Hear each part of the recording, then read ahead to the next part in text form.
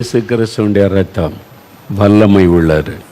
நீங்கள் சொன்னாலே போதும், இயேசுவின் ரத்தம் ஜெயம், இயேசுவின் ரத்தம் ஜெயம், இயேசு கிறிஸ்துவின் நாமத்தில் அப்படின்னு அந்த பெயரை உச்சரித்து இயேசு கிறிஸ்துவின் ரத்தம் ஜெயன்னு சொன்னாலே ஒரு மாற்றம் உண்டாவது நீங்கள் பார்ப்பீங்க. என்னால் அது உங்களுக்காகவும் அவருடைய ரத்தம் சிலுவையில் சிந்தப்பட்டது. சரி, இந்த நாளில் சுருக்கமாக நான் வேத வசனத்திலிருந்து இந்த இயேசு எப்படிப்பட்டவர், இதை நம்ம தொடர்ந்து பல மாதமாக சில வருஷமாக தியானித்து கொண்டே வருகிறோம். ஒவ்வொரு அற்புத பெருவிழாவிலும் லூக்கா 19ஆம் அதிகாரம் பைபிளில் 19ஆம் அதிகாரத்தில் லூக்காவில் 1-3 வசனம் வாசித்தா, இயேசு இந்த உலகத்தில் உலாவி கொண்டிருந்த சமயம் எரிகோ என்ற பட்டணத்துக்கு வந்தார். அங்கே ஒரு மனிதன், பெரிய செல்வந்தர், பெரிய பணக்காரன், அந்த ஊரிலேயே. அவனுடைய பெயர் சகேயு என்பது. அதனால் பெரிய ஒரு அதிகாரி, income tax officer, chief income tax officer. அவன் தலைவர், லீடர். அவன் தான் பெரிய ஆஃபீஸர், கவர்மெண்ட்டுக்காக வேலை செய்கிறவன். ஆனால் பணம் இருந்துச்சு, பதவி இருந்துச்சு, நிம்மதி இல்லை, சமாதானம் இல்லை. அதனால் அவன் தேடினான். அப்போது கடவுள் என்கிற ஒருவர் மனிதனாய் வந்திருக்கிறார் இந்த உலகத்தில், இயேசு என்கிற பெயரில் உலாவி கொண்டிருக்கிறார். மனிதனால் அப்படிலாம் அற்புதம் செய்ய முடியாது. குருடருக்கு பார்வை கொடுத்துட்றாரு, சப்பானியை நடக்க வச்சிடுறாரு, செத்தவங்களை கூட உயிரோடு எழுப்பிடுறாரு. மனிதனால் இப்படிலாம் செய்ய முடியாது, கடவுள் தான் நம்ம மத்தியில் வந்திருக்கிறார்னு மக்கள் எல்லாம் பேசுகிறாங்க. இவரை பார்க்கணும் அப்படின்னு அவனுக்கு ஒரு ஆசை.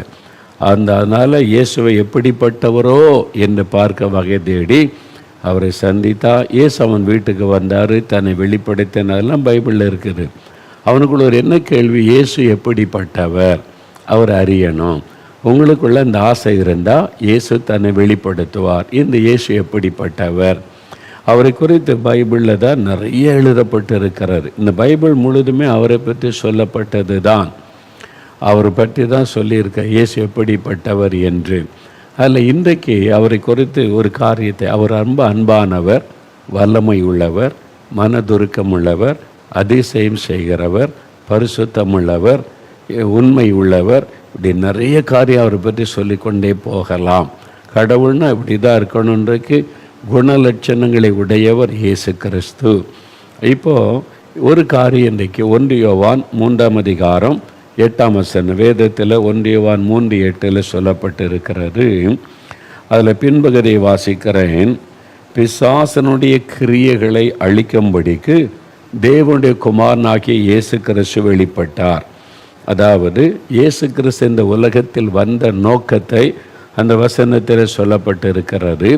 பிசாசனுடைய கிரியைகளை அழிக்கும்படிக்கு இயேசு வெளிப்பட்டார். அப்போ அவர் எப்படிப்பட்டவர் அப்படின்னா, பிசாசின் கிரியைகளை அழிக்கிறவர், பிசாசின் கிரியைகளை அழித்தவர். சிலுவையில் அவர் வெற்றி சிறந்த போது பிசாசின் கிரியைகளை அழித்தார். அதனால தான் அவர் பேரை சொன்னால பிசாசெல்லாம் நடுங்கும். பார்த்தீங்களா, ஒரு எத்தனை வருஷம் ஒரு சர்ப்பத்தின் ஆவி அந்த தம்பிக்குள்ளே இருந்ததில்ல, 13 வருஷம். இயேசுன்ற பேரை சொன்னோன்னு நடுங்கி ஓட்டிட்டுல. அவனை கூட்டு உட்கார வச்சு மந்திரவாதம் பண்ணி ராத்திரியெல்லாம் இயேசுவின் பெயரில் பூஜை பண்ணி எதுவும் செய்யணும், ஒன்றும் தேவையில்லை. இயேசுன்ற பேரை சொன்னால் ஓடும். நீங்கள் அதில் வித்தியாசத்தை அறிந்து கொள்ளுங்க, அவ்வளோதான். இயேசுன்ற பேரை சொன்னால் ஓடுதுன்னா என்ன, அவர் தான் பிசாசை ஜெயித்தவர். அதை பார்க்குறாள் எத்தனை பேர் வீடுகளில் ஜெபிக்கும் போது இயேசுன்னு பேரை சொன்னால் பிசாசு விலை ஓடுதே. நீங்கள் யோசித்து பாருங்களேன். இயேசுவுக்காக நீங்கள் இப்போ இந்த அது கொண்டு வாங்க, இது கொண்டு வாங்க, இதெல்லாம் வச்சு இயேசுவுக்கு அதெல்லாம் பண்ணணும், அப்படி ஏதாவது பண்ணுறாங்களா? இல்லையே. பார்த்தீங்களா, நீங்கள் யோசித்து பாருங்கள் இதெல்லாம். அப்போ கடவுள்னா எப்படிப்பட்டவராக இருக்கிறவர், பிசாசை ஜெயித்தவர். இயேசு கிறிஸ்து பிசாசின் கிரியைகளை அழித்தவர் என்பதாய் வேதத்தில் பார்க்க முடியும். யார் இந்த பிசாசு அப்படின்னு கேட்டால், உலக தோற்றம் முதலே காணப்படுகிற ஒரு தீய சக்தி. சாதாரண மக்கள் தீய சக்தியும்பாங்க. அவனுக்கு வேதத்தில் சாத்தான் என்றும் பிசாசு என்றும் பெயர். சாத்தான் அல்லது பிசாசு என்று சொல்லப்படுகிறது. அவன் மனு குலத்தின் எதிரி, மக்களுக்கெல்லாம் எதிரி. ஆனால் மக்களுடைய சிநேகிதன் மாதிரி நடிப்பான். மனிதர்களிடத்தில் நன்மை செய்வதைப் போல ஏமாற்றுவான். ஆனால் உண்மையாக அவன்தான் எதிரி, மனு குலத்தின் எதிரி. ஏன்னா கடவுள் மனுக்குலத்தை உண்டாக்கினார். கடவுள் உண்டாக்கின மனுக்குலத்திற்கு எதிராக செயல்படுகிறவன் அவன்தான் எதிரி. கண்ணுக்கு தெரியாமல் இருந்து செயல்படுகிறவன், ஆவி உலகத்திலே செயல்படுகிறவன். பாருங்க, அசுத்த ஆவிகளை பார்க்க முடியாது, அதனுடைய கிரியைகளை பார்க்க முடியும். ஒரு ஆளுக்குள்ள அசுத்தாவி இறங்கிட்டா அவங்கள அலைக்கழிக்கிறது, பேசுகிறதை பற்றி அந்த கிரியைகளை பார்க்க முடியும். அந்த ஆவியை பார்க்க முடியுமா? பார்க்க முடியாது. கண்ணுக்கு தெரியாமல் செயல்படுகிற ஒரு ஆவி, அதுதான் பிசாசானவன். மறைந்திருந்து செயல்படுகிறவன், மனிதர்களை அவன் அடிமைப்படுத்துகிறவன். இவன் எப்படி என்ன மாதிரி கிரியை செய்வான் அப்படின்னா, இயேசு கிறிஸ்துவே அதை குறித்து பேசுகிறார். பாருங்கள், இந்த பிசாசை குறித்து இயேசு பேசும்போது வேத புஸ்தகத்தில் யோவான் எழுதின சுவிசேஷம் 10ஆம் அதிகாரம் 10ஆம் வசனத்தில் ஆண்டவர் இந்த பிசாசை குறித்து சொல்கிறார். அவன் திருடனும், அவன் திருடன், அந்த திருடன் கொல்லுகிறவனும் அழிக்கிறவனும் அழிக்கவும் வருகிறானே என்று வேறு ஒன்றுக்கும் வரான். அதாவது இயேசு சொல்கிறார், இந்த பிசாசானவன் அவன் திருடவும் கொல்லவும் அழிக்கவும் வருகிறான். அவன் ஒரு திருடன். திருடன்னா தெரியாமல் தந்திரமாக நுழைந்து காரியத்தை திருடி விட்டு போகிறவன். நம்முடைய சமாதானத்தை திருடிடுவான், நம்முடைய ஆரோக்கியத்தை திருடிடுவான், குடும்ப சந்தோஷத்தை திருடி குடும்பத்துக்குள்ளே குழப்பத்தை உண்டாக்கிடுவான், நம்முடைய ஆசீர்வாதத்தை திருடி நஷ்டத்தை உண்டாக்கிடுவான், கற்பத்தை கெடுத்து கற்பத்தின் ஆசீர்வாதத்தை அவன் திருடி விடுவான். கொல்லுகிறவனும் அழிக்கிறவனுமாயிருக்கிறான். மனிதருடைய சமாதானத்தை கொண்டு ஆசீர்வாதத்தை கெடுக்கிறவன். அப்போ இந்த ஆவிதான் பின்னால் இருந்து கொண்டு பிசாசானவன் தான். இந்த உலகத்தில் நடக்கிற எல்லா தீமைக்கும் காரணம் அவன்தான். அவனை குறித்து தான் அவன் திருடன், வெளியே தெரிய மாட்டான், திருட்டத்தனமாக இருந்து செயல்படுவான் என்று இயேசுவை அவனை குறித்து சொல்லுகிறார். இன்னொரு இடத்துல யோவான் 8ஆம் அதிகாரம் 44ஆம் வசனத்தில் இயேசு இந்த பிசாசை குறித்து சொல்லும் பொழுது, பிசாசானவன் அவன் ஆதி முதற்கொண்டு மனுஷ கொலை பாதகன். இந்த இரத்த சிந்தி மக்கள் மறிக்கிறதுக்கெல்லாம் காரணம் அவன்தான். மனிதர்களை தூண்டி, தலைவர்களை தூண்டி அவன் மரணத்தை பிறப்பிக்கிற காரியத்தை உண்டு பண்ணுகிறவன் இந்த பிசாசானவன். ஆதி முதல் மனுஷ கொலை பாதகன். அவன் பொய்யனும் பொய்க்கு பிதாவுமாயிருக்கிறான்.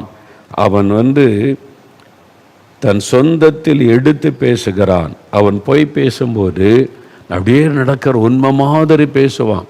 சில ஆட்கள் பேசும்போது பார்த்துருக்கீங்களா, பொய் பேசுகிறத உண்மையாக நடக்கிற மாதிரி அப்படி பேசுவாங்க. அந்த ஆவி, அந்த பின்னால் இருக்கிற அந்த ஆவி தான் அவங்கள பேச வைக்கும்.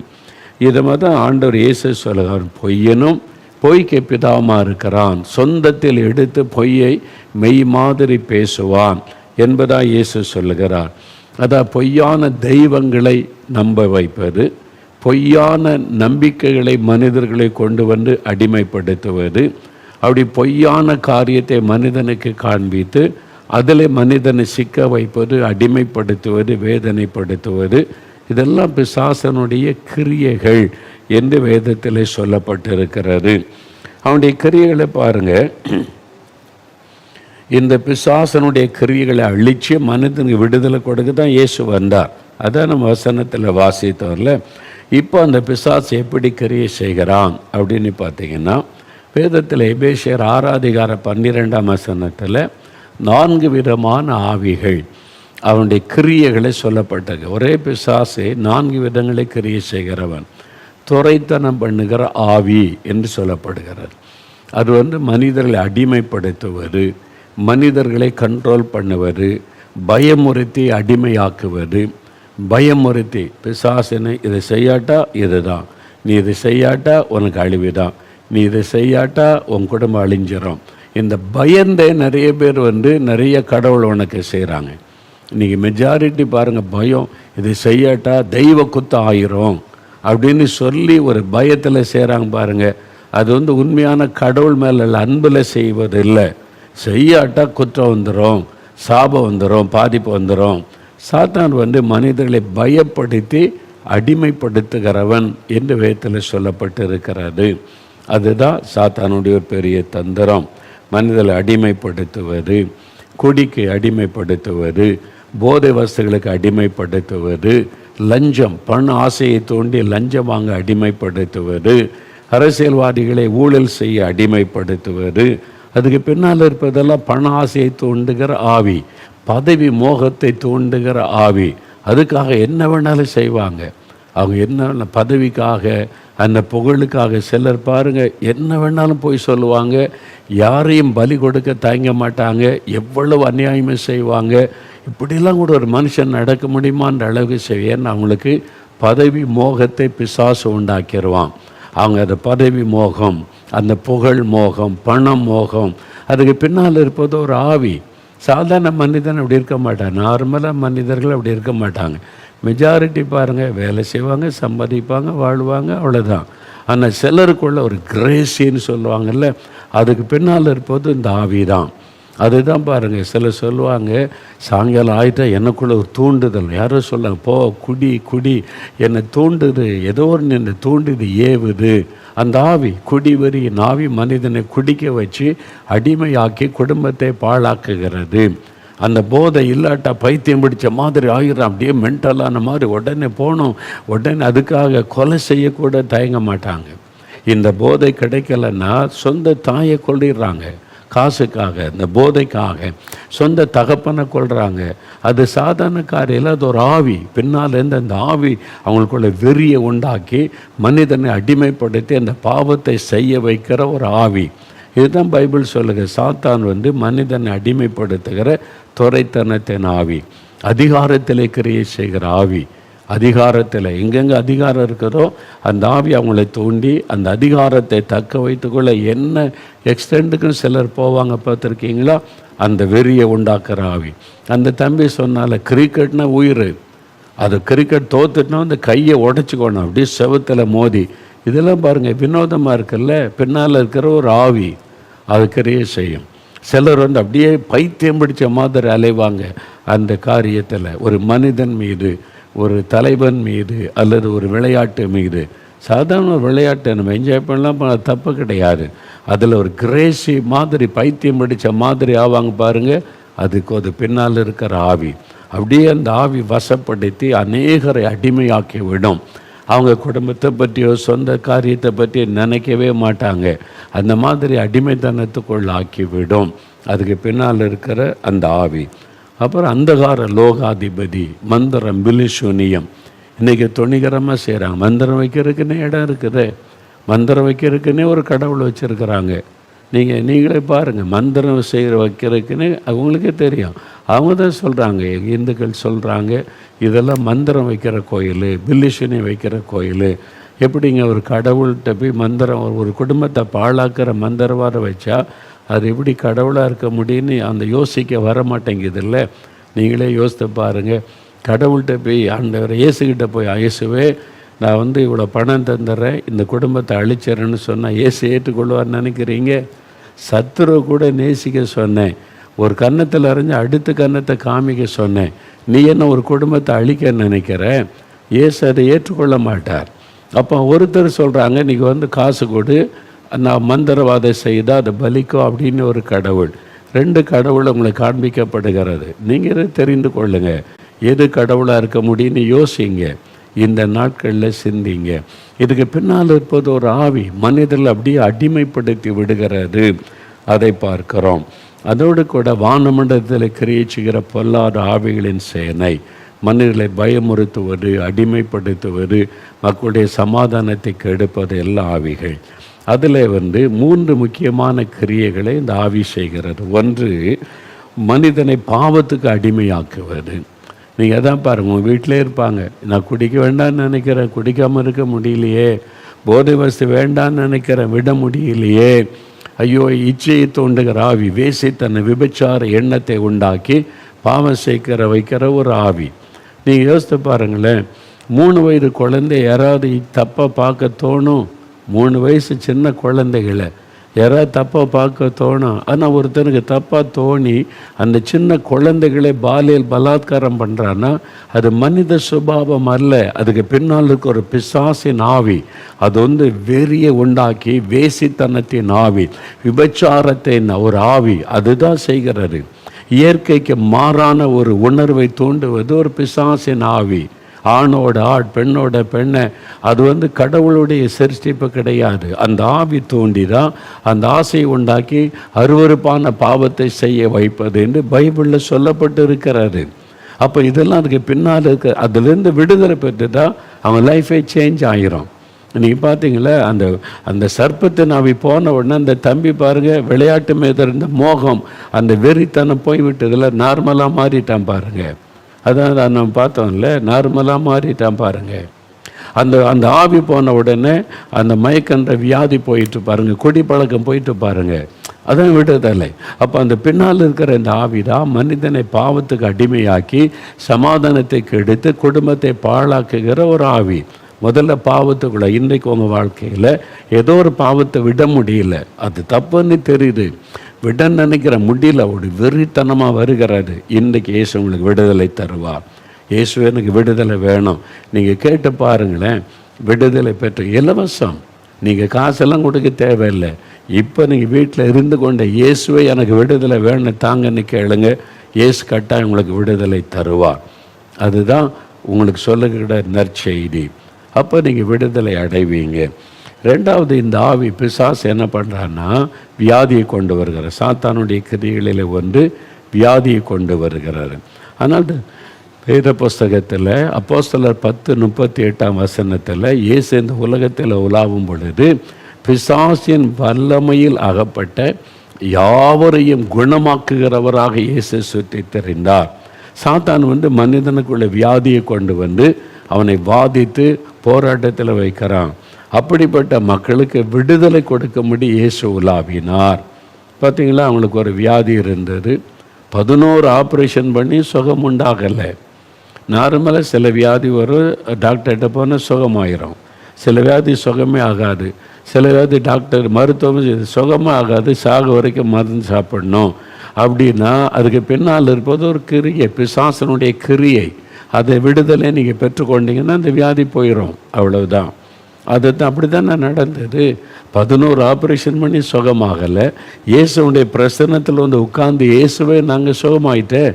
இது மாதிரி எத்தனை அற்புதம் வேணும். ஆயிரக்கணக்கான பேர் இருக்கிறாங்க. நான் பார்த்துறாதவங்க ஒவ்வொரு இடத்துல சாட்சி சொல்கிறாங்களே, அவங்களோட அனுபவம் எல்லா இடத்துல நடக்கிறத நீ கவனிச்சு. ஒரு ஆள் 2 ஆள் சொன்னால் நீங்கள் இதெல்லாம் ஏமாத்துறாங்கன்னு சொல்லலாம். ஆயிரக்கணக்காக இருக்காங்க எங்கிட்ட. நீங்கள் போய் நேரில் போய் நீங்களே போய் அவங்கள்ட்ட பேசுங்க, கேட்டு பாருங்கள். நானே அவங்கள பார்த்ததில்லை, நீ வேணா போய் நேராக விசிட் பண்ணி கேளுங்க. இயேசுக்கு பொய் சாட்சி சொல்ல தேவையே இல்லை, அது பாவம். பொய் சொன்னாலே பாவம், பொய் சாட்சி சொன்னால் பெரிய பாவம். அதை இயேசு ஏற்றுக்கொள்ள மாட்டான். அதனால் உண்மையாக நடந்ததை தான் சொல்லுவோம், அவ்வளோதான். அவன் நடந்திருக்குல்ல, இதை மாதிரி பாருங்கள். அப்போ வியாதி, அதிலிருந்து ஆண்டவர் விடுதலை தருகிறார் பார்க்குறோம். மூன்றாவது பார்த்திங்கன்னா பயம். மனிதர்களுடைய பயம், டிப்ரெஷன், மன அழுத்தம். இன்றைக்கி அதனால் கடைசியில் செத்து போயிடலான்னு தோணுது, தற்கொலை எண்ணம், இதெல்லாம் ஒரு பிசாசின் ஆவி. தற்கொலை தூண்டுகிற ஆவி, பயத்தை கொண்டு வருகிறது ஆவி, டிப்ரெஷனை கொண்டு வருவது ஒரு ஆவி. ராத்திரில தூங்க முடியல, தூக்கத்தை கெடுக்கிற ஆவி. எப்போ ராத்திரில தூங்க முடியலையோ பின்னால் ஒரு பிசாசின் கிரியை இருக்கிறது. அது சாத்தானுடைய ஒரு கிரியை. அதனால் நீங்கள் பிசாசை பிடிச்சவங்க கிடையாது, அது சாத்தானுடைய கிரியை. அதுதான் நம்மளை பயமுறித்து தூக்கத்தை கெடுக்கிறது. சில பாருங்கள் கர்ப்பம் தரிப்பாங்க, பாம்பு சொப்பனத்தில் தோன்று கர்ப்பம் கலைஞ்சிரும். இது மாதிரி 100கணக்கான சகோதரிமார்கள் வந்திருக்கிறாங்க ஜெபிக்க. சர்ப்பம் தோன்று அந்த பாம்பின் ஆவி அந்த சந்ததி ஆசீர்வாதத்தை கெடுத்து விடும், அழித்து விடும். அந்த ஆவி அழிக்கப்பட்ட உடனே பாருங்கள் கர்ப்பத்தின் ஆசீர்வாதம் உண்டாகும். நான் நிறைய பார்த்துருக்கிறேன் இந்த மாதிரி. இதெல்லாம் இத்தனை வருட ஊழிய பாதையில் நான் பார்த்து ஆண்டவர் என்னை கற்றுக் கொடுத்தாரு. வேதத்திலும் அதை பற்றி சொல்லியிருக்கிறார். எபிரேயர் 2:14-15 இந்த 2 வசனம் வாசித்துட்டு நம்ம இப்போ ஜெபிக்க போகிறோம். வேறு புத்தகத்தில் எபிரேயர் 2 நான் வாசிக்கிறேன். 14 வசனத்தின் பின்பகுதியிலிருந்து பாருங்கள். இயேசு கிறிஸ்து மரணத்திற்கு அதிகாரியாகிய பிசாசானவனை தமது மரணத்தினாலே அழிக்கும்படிக்கும் ஜீவ காலமெல்லாம் மரண பயத்தினாலே அடிமைதனத்திற்கு உள்ளானவர்கள் யாவரையும் விடுதலை பண்ணும்படிக்கும் அப்படியானார். சிலுவையிலே மரித்து உயிர்த்தெழுந்தார். ஜீவ காலமெல்லாம் மரண பயத்திற்கு அடிமைப்பட்டவளை விடுதலையாக்கும்படி. பயத்துக்கு அடிமைப்பட்டிருக்கீங்களா? டிப்ரெஷன், மன அழுத்தம், ராத்திரிலாம் தூங்க முடியல, உங்களுக்கு விடுதலை கொடுக்க தான் இயேசு சிலுவையிலே மரித்து உயிர்த்தெழுந்தார். இதை குறித்து கொலோசியர் 2:15 பைபிள் என்ன சொல்லியிருக்குன்னா, இயேசு கிறிஸ்து சிலுவையிலே வெற்றி சிறந்தார்.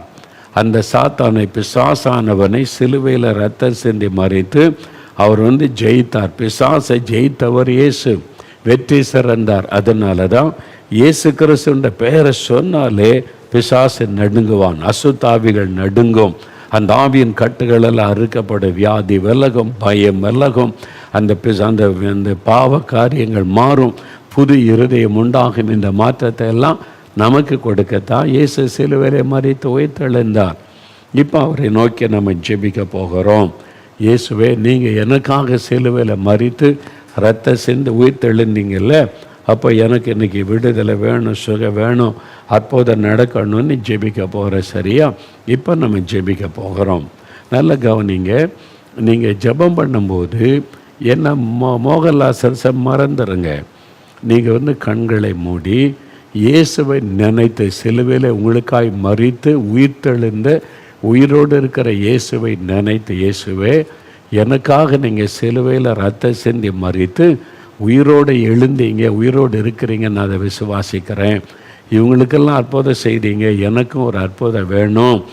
எனக்கு இந்த பிசாசு போராட்டம் இருக்குது, இந்த பாவத்தை விட முடியல, மதுபான பழக்கம், போதை வஸ்துகள், சூதாட்டம், விபச்சார, வேசித்தனம், அந்த ஆசை வந்துக்கிட்டே இருக்குது. இந்த அசுத்தமான சிந்தை பாவம், எனக்கு அதுலேருந்து விடுதலை வேணும், பரிசுத்தம் வேணும்.